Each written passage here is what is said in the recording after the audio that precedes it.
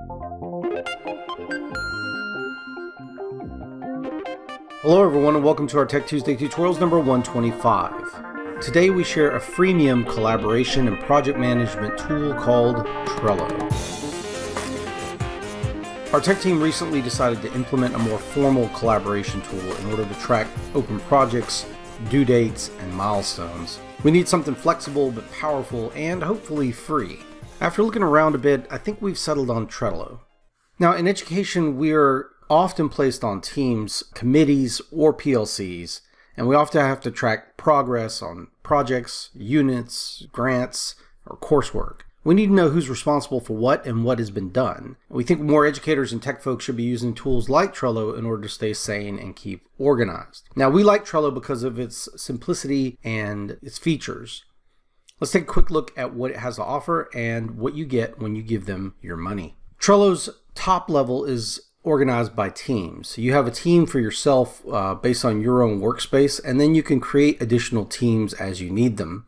You just come up here to the plus sign at the top, and you can then create a team. Teams contain multiple boards for the team members to work on and use to kind of organize things. So the heart of the organization here really comes down into the board itself. Now we have a board for our ETC team. We're a small 3-man team, and we have open projects and things like that we need to kind of track. So this is our central hub where we keep all of our stuff. Now a Trello board like this helps you organize information and tasks and see kind of what's getting done. Boards are made of lists. They're in different columns here. Lists can be steps in a workflow or categories or teams. In our case, we have a section here for our information for the team itself. We have any current projects that are open, we have projects that have recently been completed, and we have some long-term projects that are a little less pressing. We can add more lists if we need to, things that we've maybe put on hold indefinitely. I'll do that right now.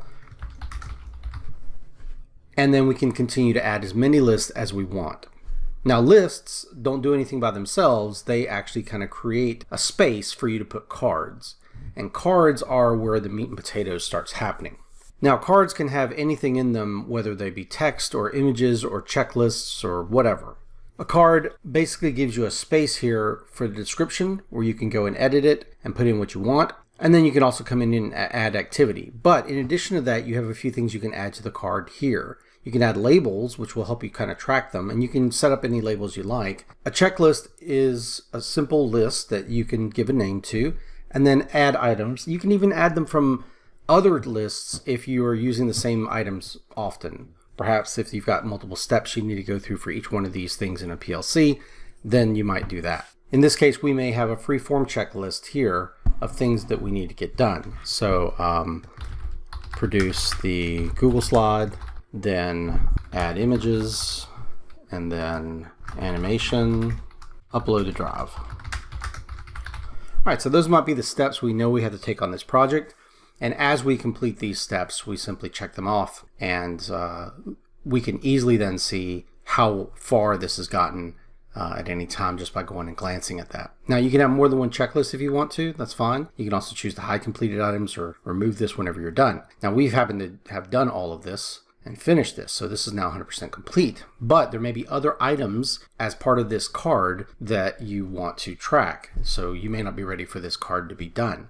You can add a due date, which we have done here. You can come in there and adjust that due date if you like, or remove it. You can also add attachments and add a cover image if you need to.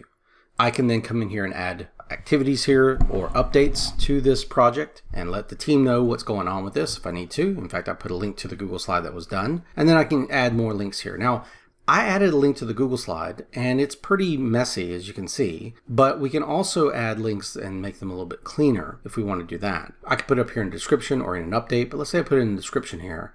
Notice that for this one, planning doc, it says advertisements for the workshop and then planning doc. That includes that link. And how does that work? You put whatever you want to have linked within these brackets, and then you put the rest of it within parentheses. To create headers, you simply enter down and put a line of dashes, and that creates the header there. If you want to do a bullet list, you have to enter an empty space, and then you can just put a dash, type what you want, dash, type what you want, dash, type what you want. And when you hit save, those will become bullet items. A little bit of markup text here if you really want to get into that, but you don't have to. In addition to these little tools here, you can go in and add a power-up. Now, you're limited to one power-up per board without paying them any money. But if you come in here to power-ups are basically third-party add-ons that you can attach to your board to make things a little easier. Now, one that you might be familiar with is Google Drive. So if I wanted to, I could hook up Google Drive to this, and I would come back in here, and now I have Google Drive. Well, if I come in here, I can then say, oh, I need to attach a folder. We have a folder where we're putting all of our documents for this. And then I just simply have to link my Google Drive account to Trello. I do this one time, and I'll allow Trello to look at my Google Drive in order to kind of grab stuff. So now I can go here and click attach a folder, and I can go look for folders that I had. Now the assets is the one that I was looking for, and I can just select that one. And so now that's added that one, and more importantly, it even gives me a preview of some of the items in the assets folder. So that makes it nice and clean, easy for you to find stuff, and you don't have to put in messy hyperlinks to things. Right, so these cards, what's great about these cards is that I can then take these cards and drag and drop them wherever I want. So this can go over here, and there's our book trailer stuff, and then I can even check the list here or go into there and check it to mark that as complete. You can actually link to other Trello boards. So maybe you've got a project that's just too big to fit onto a card. You need too many items on it. And so for that thing, you might come in here and say, okay, we're going to create a whole new board. And so this was one for a conference that we're planning, that we're doing the back end of all the organization and setup and all that. So create registration, for example, is done. We may need to put this over here for pending because we need some approval on that. But yeah, this has a lot of different items. We have a thing we have to create a website, and there's things to do within that website. We have a Glide app to create. We got a lot of stuff to do within the Glide app. In fact, we have multiple checklists to track initial creation of the Glide app. What do we got to do? Then what do we do when we start adding content to it? And then what do we do when we go back and refine it and make sure everything's ready to go?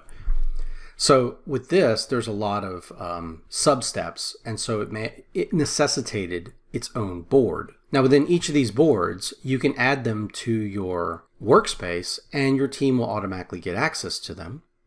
Or you can add someone else in addition to these if you'd like. So in this one, it's associated with our 3-person team, but I've also invited other people to this board. So with this, I can come in here and see that I've added Kim Bennett and Kathleen Tootle to these so that they have access to this board as well, even though they're not part of our team and aren't a member of our actual workspace. So that's the gist of Trello. It's organized by workspaces, which have broad groups in them, then subdivided into boards, which are like your major projects, or like a PLC or something like that. And then within the boards, you've got lists, which give you categories, and then within the lists, you have cards. So let's take a look at pricing. First of all, the free version is pretty good. You have unlimited number of cards, unlimited number of members within a board. You have up to 10 boards, which should be enough for most people, because if you're doing more than 10 projects, and we're not talking about projects, individual projects, we're talking about like mega projects. If you're doing more than 10 of those or on 10 committees or things like that, then you're probably overworked. You get 1 power up per board. Okay, that's limiting, but Google Drive's good enough for me. You have unlimited storage, 10 megabytes per file, but most of the time you can host your files in Drive or things like that anyways. You have unlimited activity blog, and you can assign due dates and all that. And you have an iOS and Android app. That's awesome. Business class they're going to try to sell you on this all the time, and it may be worth giving them some money, but you get unlimited power-ups. You get a timeline view and a team table view, which shows a lot of stuff in like a table, and it creates it on the fly. You also get access to calendar view, which sometimes for some people is a lot easier to see than just general due dates on the list, and a few other features there. And that costs you $10 per user per month. For my use, I think the free version of Trello is fine. I don't see us paying anytime soon for it, but we might. And honestly, they produce a good product and they deserve to be able to make a living. So yeah, check it out. So I hope you all enjoyed this video, and I hope you found it useful. And if you did, go ahead and hit that like button. Heck, why not support us and click that subscribe button. Click on the bell icon to receive email notifications. Leave a comment or idea for a Tech Tuesday video below. Share this video with your friends. And we'll see you guys in the next video. Bye-bye.